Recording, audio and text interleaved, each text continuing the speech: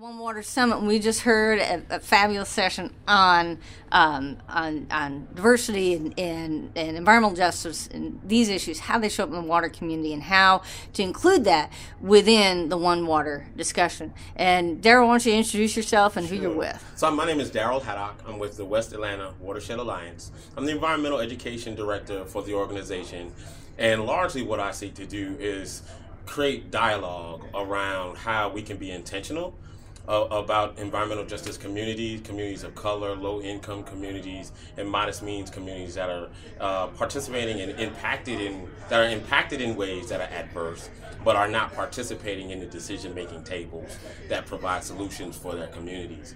And so we were talking about how we can create collaborations across sectors. So we'll have utility companies and NGOs and community-based nonprofits and others that are concerned, like conservation groups, and moving the dial forward with having this one water idea.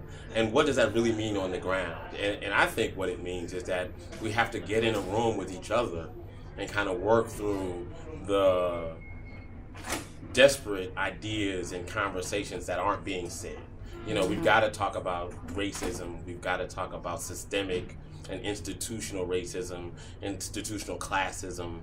We've got to look at how the market system and kind of capitalist forces, and I'm not against the market, but there are ways in which the market system and our risk management approaches pick winners and losers, right? Mm-hmm. When you say that you want to manage risk, especially when you're looking at health systems or water systems, then you're saying that somebody will be impacted.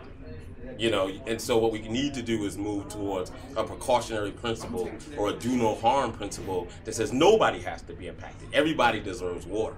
And so if we're only saying that, okay, we'll figure out how to mitigate risk, then we've already accepted that there's some amount of failure that we've got to accept inherent in that risk management system or that paradigm. And so I think that once we can kind of move forward, and it'll take a long time, right? We admit that.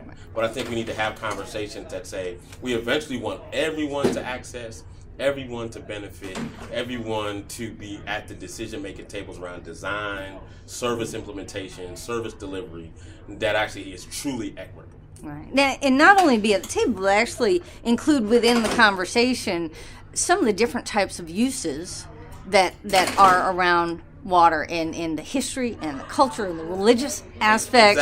Exactly. Tell us a little about, so Proctor here in Atlanta, what were some of the uses of the river here? So one of the things that we found as we talked to community residents is that they actually had a lot of institutional kind of local knowledge about how the stream systems were utilized, right? The Muskogee Indians, the Creek Indians were named after these stream systems that moved them from the interior lands of the Piedmont, North Georgia mountains out to the Georgia coast and back. And so they were able to use this stream system network in ways that predated the transportation corridors that eventually make up what Atlanta is known for, which is we went from a highway and railway system hub so that we had a stream system hub that we became disconnected from.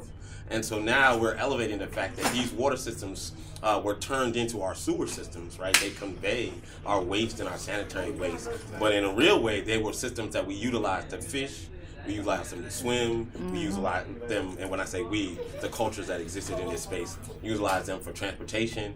And then once the area was settled, the African American community moved into the West Side. These were places that had some of the first black churches, some of the first black neighborhoods, some of the first black communities. Families were baptized in the stream. Certainly people fished and had subsistence fishing in the stream. And so now we actually developed combined sewer systems and other forms of conveyance that actually started to take downtown and commercial business district waste and kind of move it towards the Chattahoochee just to get it away from us. And so we actually turned our stream system into our sanitary sewer systems. And now we need to think about ways that we can return it back to get the ecological service benefits that we know we need from healthy streams that clean our water. We don't need bigger wastewater treatment plants. We need more healthy streams with naturalized stream systems with a host of ecological and biological benefits that creates a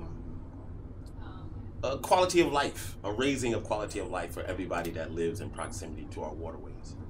Yeah. I think one of the things that's really helped to integrate more of these conversations in the water community and more of the awareness within things like the green infrastructure projects, that it's also about jobs, it's also about quality of life, it's also about all these things, has been the shifts that are occurring in the industry in terms of professionals in the industry and leadership in the industry that represent more of a diversity of backgrounds and heritage and how certainly here in Atlanta. I mean, there has history. It's not just environmental equity that the blacks are poor, the whites are rich. I mean, that there is a long history of leadership in Atlanta. Exactly. And I think the benefit of kind of seeing that in the water movement is that there's a recognition that there is no monolithic community. There's no, rich whites, poor blacks. There's no disenfranchised blacks and privileged whites. There's a mix and churn of all of us, right? And so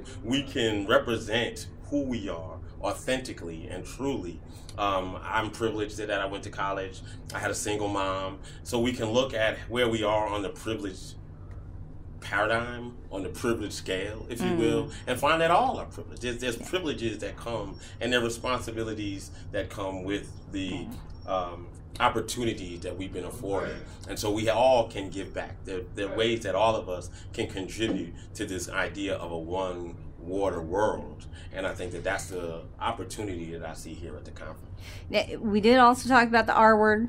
Yes, and when that comes up in conversation, that folks that are working to try to address these issues in a positive, constructive manner, and that is an important part of the culture of looking to be aware of where racism comes up. Sure. And whether that can be as hurtful a word as the N word in some respects. That kind of is a conversation stopper. I think it doesn't have to be. I think once we all understand the context of race relations, chattel slavery, poverty in the United States, even where slaves and poor people tend to live is in the bottomlands, right? So affordable housing is predicated on hydrogeology and geography. Yeah. and so when you look at that, right, that systemically, where we need to put infrastructure, improve infrastructure, is spatial and temporal, and it's racial, right? And so we have to own that, and we can't be afraid to say that color blindness is bullshit. It doesn't. Where people live, where they're going to come in close proximity to wetlands, swamps, and bottomland areas, where poor people live traditionally. Affluent people lived on the highlands, uplands, however you want to look at it. Poor people lived in the lowlands. So when you address systemic flooding, when you address poor infrastructure maintenance, when you address these things, we need to be comfortable saying we understand the historical context of all of this. And people understand that this is systemic, prevalent, racist practices and economic disenfranchisement that have gotten some people and kept some people in communities where others have been able to move and get and see investment and improvement. And so we shouldn't be afraid to have that conversation. Right. And you would talk about it in terms of racial consciousness without taking sides and making and hurling that accusation. I mean, it's evolved. Water is lives and livelihoods, so it's always emotional issue. It is, and those of us who feel as though we're progressive, and those of us that feel as though we're conservative, have to desensitize ourselves to be okay with the viewpoints of people that are incensed by the feeling that they're disproportionately impacted. Yeah. Some families have seen pervasive poverty for multiple generations. Yeah. And that's going to create a perception and an awareness and a lived experience that's going to be visceral. Yeah. And so we have to be okay with hearing that experience. I mean, I have to be okay with a Holocaust survivor explaining how they feel about the lived experience of their family members. And I can't discount the emotional energy that comes from that lived experience. And so I think all of us have to kind of take a step back to say, okay, these conversations will come into the room. We will have to be okay with them. We can get through it. And we can move forward to say, what solutions can we find or what consensus can we build that will allow you to start to trust me? Absolutely. And I hope that, through the work that we're doing here at the West Atlanta Watershed Alliance, to lift up community voices, to kind of have the unheard heard, and be participants at the decision-making tables, that we're doing just that. Absolutely. Well, hopefully Water Citizen Media Network and bringing these kinds of conversations on air, issues that are more than a soundbite, where we can really bring out those conversations and establish that trust on a national, international level, online. That these are important conversations to have. We appreciate it. Definitely. Hope we can have more. Okay. Thank you. Mm-hmm.